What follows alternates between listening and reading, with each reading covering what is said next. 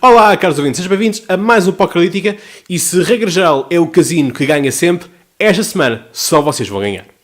Esta semana, dia 9 de maio, assinala-se o Dia da Europa e como tal vamos ter um sorteio. Vamos sortear este livro do eurodeputado Carlos Dourinho, que será nosso convidado no episódio especial Dia da Europa. E portanto, para se habilitar a ganhar este livro, 4 passos muito fáceis que vocês têm que fazer. Vocês primeiro tudo têm que ir à página do Facebook do vosso podcast à Conversa Com, darem like na página, se é que ainda não o fizeram, dar like também na própria publicação, nos comentários identificarem 4 amigos e partilhar essa publicação escrevendo "Eu não tenho medo". E portanto assim ficam habilitados a ganhar este belíssimo prémio autografado pelo autor, que será conhecido no próximo domingo. Têm até sábado, até às 23 horas e 59 minutos de sábado, para participarem e podem participar às vezes que quiserem. Ou seja, podem ficar os amigos que vocês quiserem, sempre em conjunto de 4. E portanto, sem mais demoras, caros ouvintes, vamos lá então distribuir as cartas.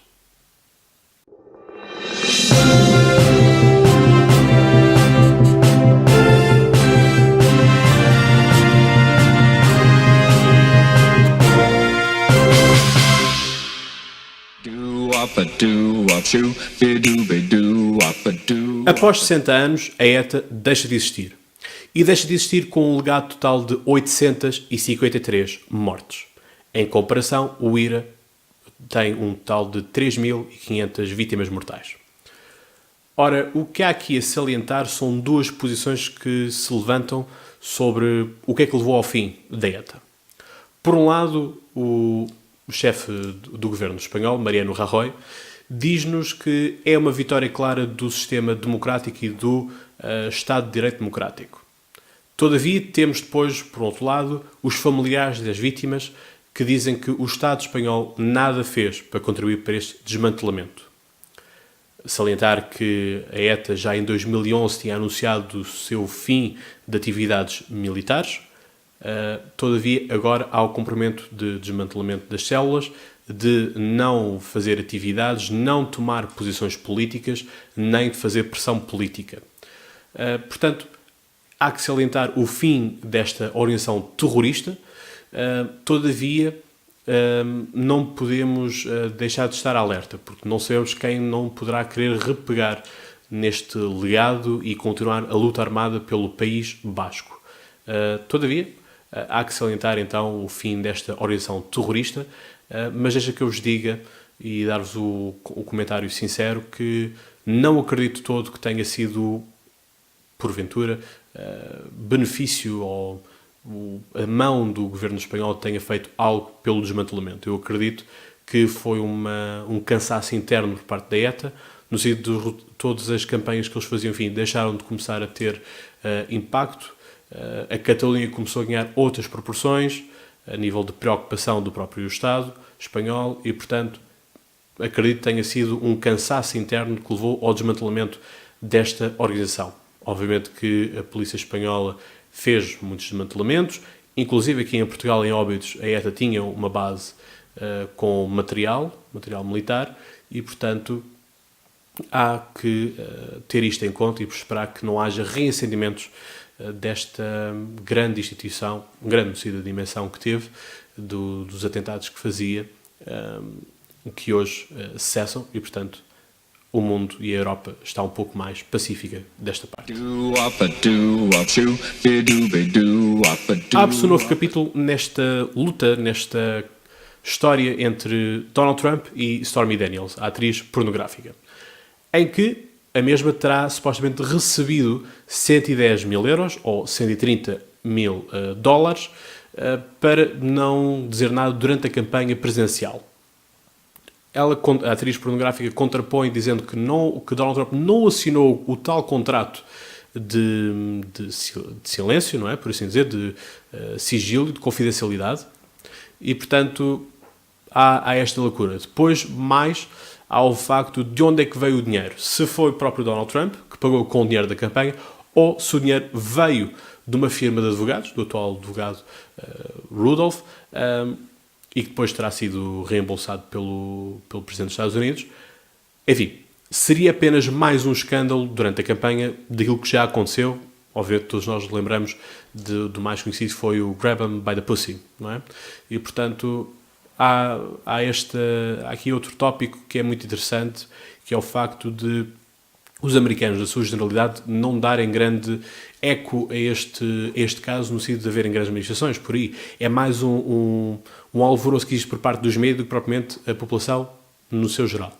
E isto aqui levanta a questão de: será que os americanos já estão banalizados com estes casos, não é? Se já se torna uma coisa recorrente e, portanto, se houver mais um escândalo que envolva outra mulher, enfim, não fará grande diferença pela figura porque se foi criando de Donald Trump, pese embora para a sua popularidade e para a sua imagem de marca. Portanto, é algo que parece já não surpreender muito os americanos. Obviamente que, enfim, não são raros os casos de antigos presidentes dos Estados Unidos envolverem mulheres. Lembramos então de Bill Clinton, que disse numa sessão de imprensa que não tinha tido relações sexuais com a Lewinsky. Todavia, depois vai-se a provar o contrário. E, portanto, isto vai ser uma questão de semanas até sabermos qual é que é o real desfecho desta novela entre Donald Trump e Stormy Daniels, que, obviamente, tem muito dinheiro na mesa e vamos ver para onde é que as fichas vão. Emmanuel Macron foi eleito há um ano atrás. E, passado um ano, o que é que nós temos de saldo positivo ou negativo da governação de Emmanuel Macron? Temos 55% do eleitorado francês que diz que as ações não têm sido benéficas, mas 45% diz que as ações são benéficas. E o que nós temos é, sobretudo, uma internacionalização da França, portanto, uma conquista do espaço internacional da França, com Emmanuel Macron, como foi dito no anterior Pocrelítica, por detrimento de Angela Merkel. Então, a nível interno, o que é que nós temos? Temos a descida de 7 pontos percentuais do IRC, portanto, atualmente o IRC na França é de 25%. No dia 1 de maio, dia do trabalhador, foi anunciado que a taxa sobre as grandes fortunas ia ser abolida. Foi uma taxa que foi aplicada na altura por Nicolas Sarkozy e foi aumentada para 75% pelo antigo presidente da França, François Hollande. O que levou na altura a uma grande fuga de capitais e inclusive de personalidades como Gérard Depardieu, que inclusive pediu a nacionalidade russa. E portanto há esta vontade de recapitalizar a França, de ir buscar os capitais que saíram da França. Quer queiramos, quer não, quer gostemos ou não, é o capital que faz girar o mundo. E portanto um país que não tenha capital, enfim, pouco consegue fazer de emprego, pouco consegue fazer de inovação. E Macron está a fazer uma grande aposta no digital, uma economia digital também. Não podemos esquecer-nos que a sua doutrina ideológica é o liberalismo. Portanto, é um liberal e aplica as ideologias liberais. E, portanto, o que é que nós temos mais a nível da França? O desemprego baixou de 9,4 para 8,9, portanto, meio ponto percentual de descida do desemprego. E há aqui uma lei muito importante que foi feita, que é: não mais se pode contratar familiares para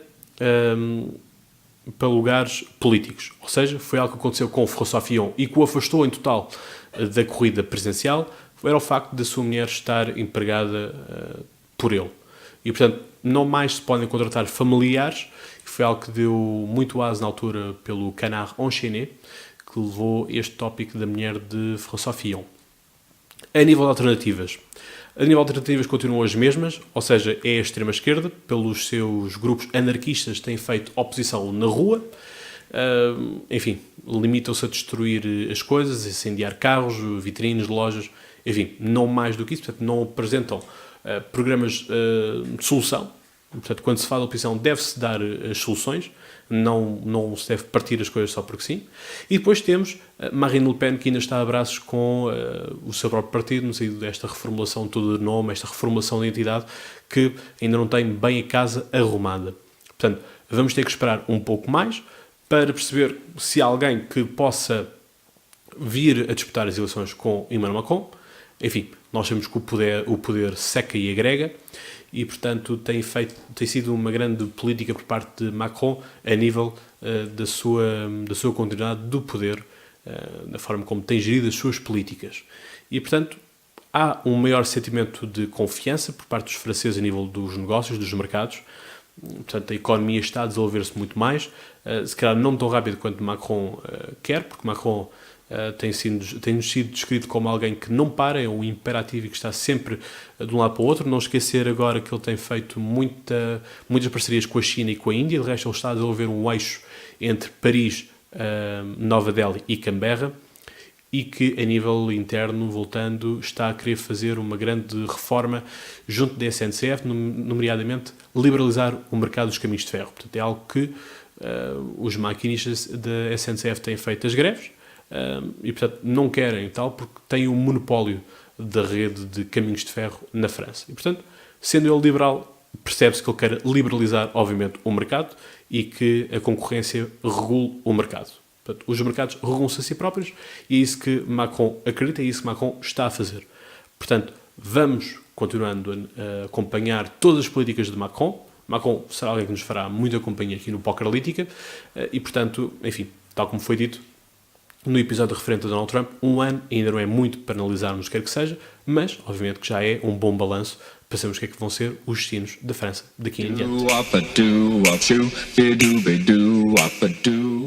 Esta semana temos sido abalados ainda pela governação de José Sócrates e, em caso particular, da atuação do seu Ministro da Economia, Manuel Pinho, que terá recebido 3,5 milhões de euros do tal saco azul do Grupo Espírito Santo. O que é que há aqui a criticar? É o facto de ter-se mantido com os papéis que tinha no Grupo Espírito Santo e ser Ministro da Economia. Ora, a promiscuidade entre o setor bancário e o poder já vimos que era imenso e por isso é que o BES tinha o poder que tinha sobre as governações. E eu digo governações. Porquê? Porque isto são casos que já se arrastam desde há muito tempo. E temos então o caso também da EDP. Sobretudo destes contratos COMEC, que aquilo que visam é que, apesar do mercado ser liberal, estar liberalizado, da concorrência da energia, o Estado dá compensações à EDP para ela manter o mesmo nível de lucro que teria caso o mercado fosse único, por assim dizer, da energia. Há aqui o tópico a fazer, que é estas empresas, quer seja a EDP, quer seja o banco, não fazem negócios, fazem sim política. E é muitas vezes assim que se conseguem grandes negócios, é fazer política. De que forma?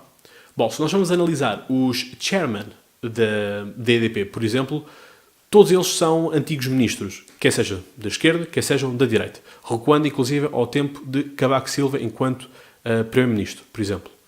E, portanto, fazem sempre, atualmente quem está é Luís Amado, portanto, o antigo Ministro dos Negócios Estrangeiros de José Sócrates, e faz sempre com pessoas que são da esquerda ou da direita, mas o mais ao centro possível, como é óbvio.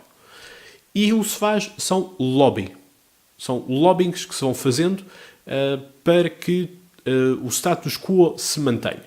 Ou seja, fazermos comissões de inquérito para apurarmos a responsabilidade sobre Manuel Pinho, por exemplo, pouco ou nada são benéficas, a não ser para eventualmente o Bloco de Esquerda fazer dos seus números e ganhar alguns votos com isso. Porque o que é que se vai fazer? Quer dizer, não há muito mais a fazer, no sentido, o mal está feito e já percebemos que vem de governos anteriores. Portanto, o que há a fazer é uma melhor seriação não só dos governantes, mas também dos próprios deputados. Porque há muitos deputados que também fazem parte de conselhos que votam depois favoravelmente de acordo com a empresa que depois, obviamente, está ali a fazer pagamentos. E esse é que é o tópico. Esse é que é o tópico do lobby. O lobby, por exemplo, em Portugal é proibido, mas em Bruxelas é permitido, portanto é por lei. Todavia, é isso que nós temos que... É uma forma de combate que também deveria ser feita, que era o combate ao lobby, das duas uma. Ou condenamos seriamente o lobby, ou deixamos que o lobby exista e deixa de existirem estes casos escandalosos. Porque a partir do momento que o lobby torna-se legal, qualquer um pode fazer lobby, as empresas estão livres de fazer lobby, portanto não temos estes escândalos todos que por isso se arrastam. Porque é uma coisa, se no Parlamento Europeu existem, portanto estão pessoas de grandes empresas à espera que os eurodeputados saiam para que os eurodeputados votem de uma determinada maneira, enfim, obviamente que no Parlamento Português, por que não solucionar este problema? Porque senão vamos ter sempre este clima de suspeição e de apontar os dedos aos governantes e aos deputados. Portanto, decidam-se qual é a forma que querem, mas o que há aqui a condenar é, sobretudo, esta promiscuidade entre o mundo dos negócios, das empresas e a política.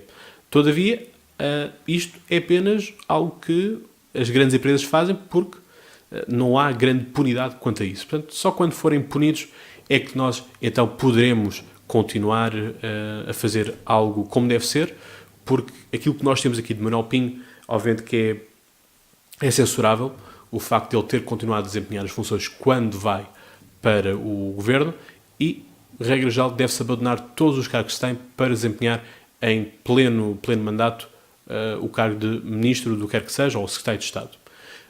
E eu até acho mesmo até nível de deputado.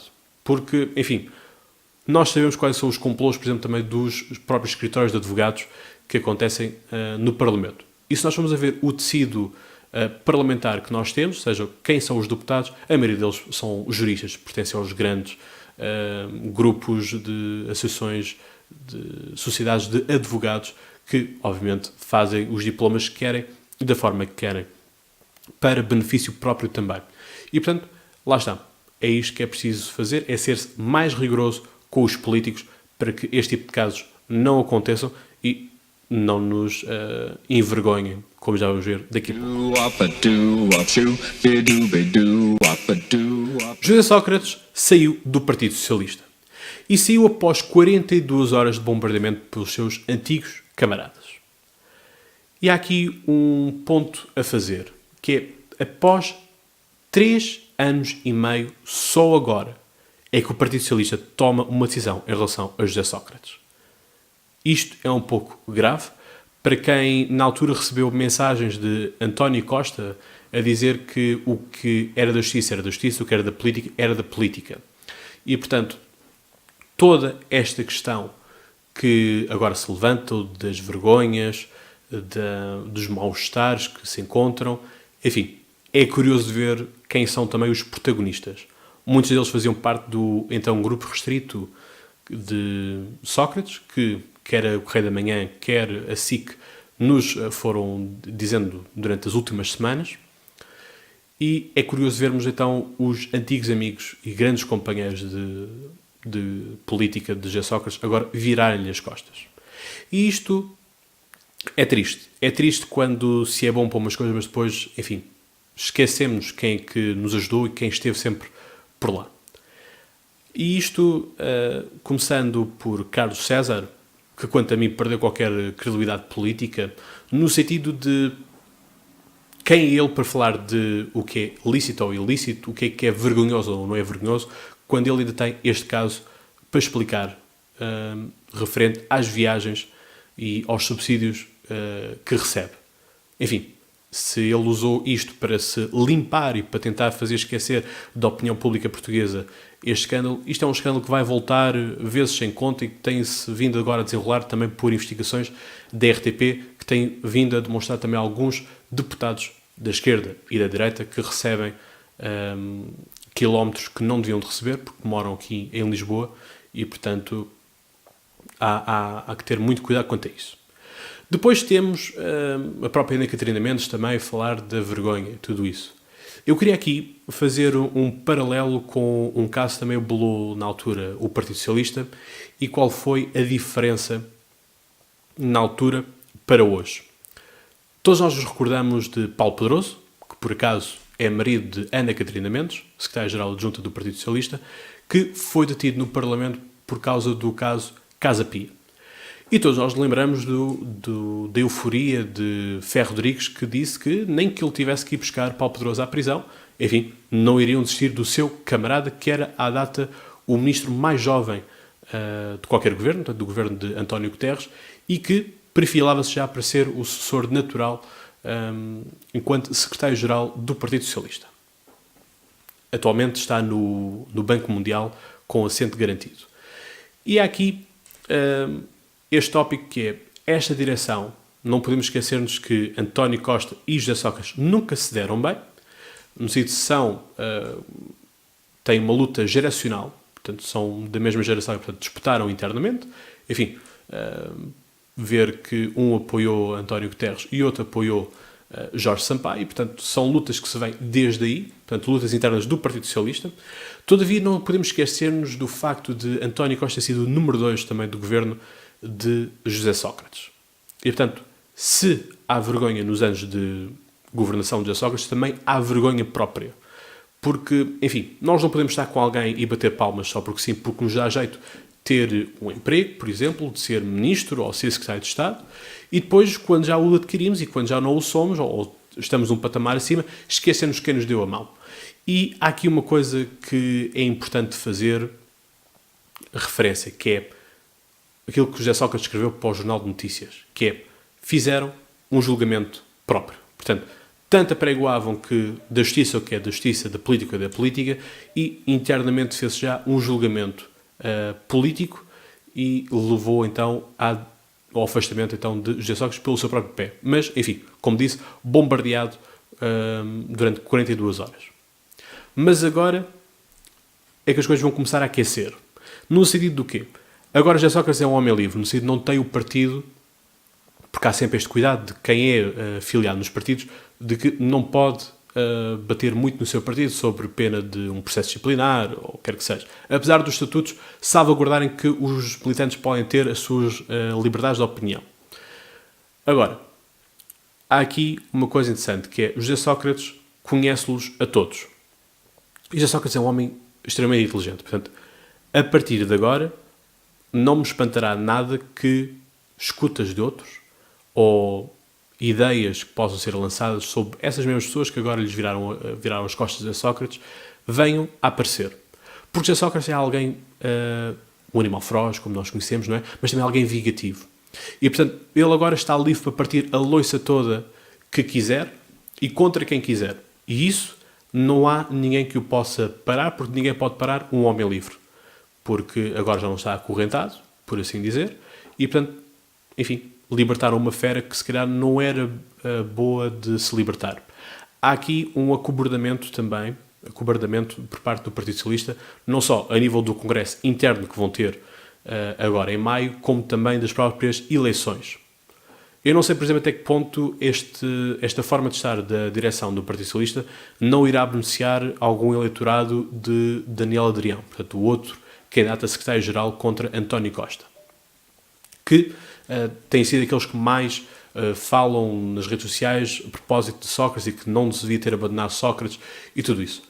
E pegar aqui numas palavras de Henrique Neto, meu colega na SEDES, que fala justamente de quem é Carlos César para falar de moralidades, quando ele tem justamente este caso das viagens.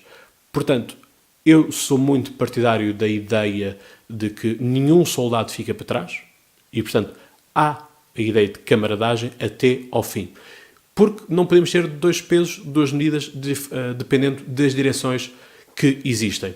Portanto, se por um lado fez-se cerco fechado de proteção ao Paulo Pedroso quando ele estaria indiciado por 15 crimes de abusos sexuais, enfim, agora a direção do Partido Socialista jogar fora, por assim dizer, José Sócrates quando ainda não há nenhuma prova, e à data com o Paulo Pedroso também não havia, e de resto dizer-vos que Paulo Pedroso foi ilibado porque a juíza chegou à conclusão que não havia nenhuma prova que o pudesse levar a julgamento, e portanto são estes dois pesos, duas medidas que não podem existir, porque, enfim, não se podem esquecer que ao final do dia são todos camaradas, mas isto agora vai ser muito interessante, e agora, obviamente, o José Sócrates está mais que liberto para lançar uma candidatura presencial, que eu acredito que o vai fazer. Portanto, é algo que nos vai acompanhar nos próximos episódios. E por esta semana é tudo. Vemo-nos na próxima semana. Não se esqueçam então de concorrerem para ganharem este livro. Está tudo na nossa página de Facebook. Portanto, é uma questão de vocês passarem por lá, concorrerem às vezes que quiserem. E já sabem, caros ouvintes, tenham boas conversas, façam boas apostas e agora façam boas leituras.